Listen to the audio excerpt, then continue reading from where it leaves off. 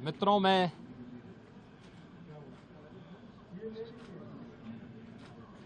विधानमंडल की आज से प्रारंभ हो रही इस कार्रवाई में आप सबका स्वागत करता हूं।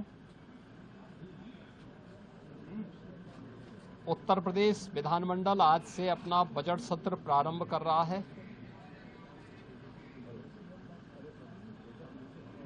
और जो संसदीय परंपराएं हैं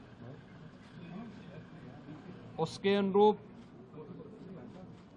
इसकी शुरुआत माननीय राज्यपाल जी के अभिभाषण से होगी।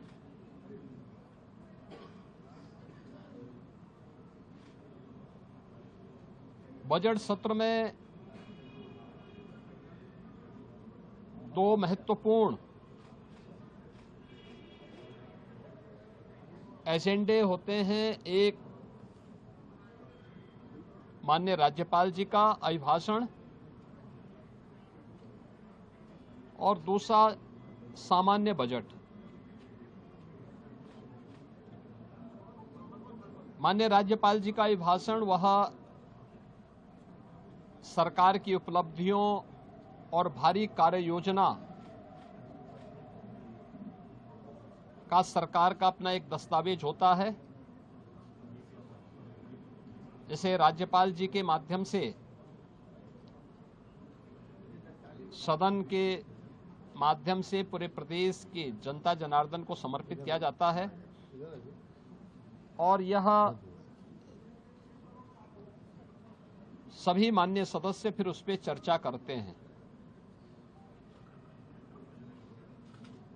ये सभी कार्रवाई को आज माननीय राज्यपाल जी के द्वारा अपना अभिभाषण समेत सदन को संबोधन के माध्यम से यहां दिया जाएगा। दूसरा सामान्य बजट, ये 11 फरवरी को वर्ष 26-27 का सामान्य बजट प्रस्तुत होगा और फिर इस पे चर्चा होगी। फिर अंत में अनुदान मांगों को पारित करने के साथ ही बजट सत्र जो आज 9 फरवरी से लेकर के 20 फरवरी तक चलेगा, यह बजट सत्र का एक कार्यक्रम हम लोग लेकर के आए हैं। आज माननीय राज्यपाल जी के भाषण के बाद जब अभिभाषण सदन के पटल पे रखा जाएगा, उसके तुरंत बाद उत्तर प्रदेश का आर्थिक सर्वेक्षण भी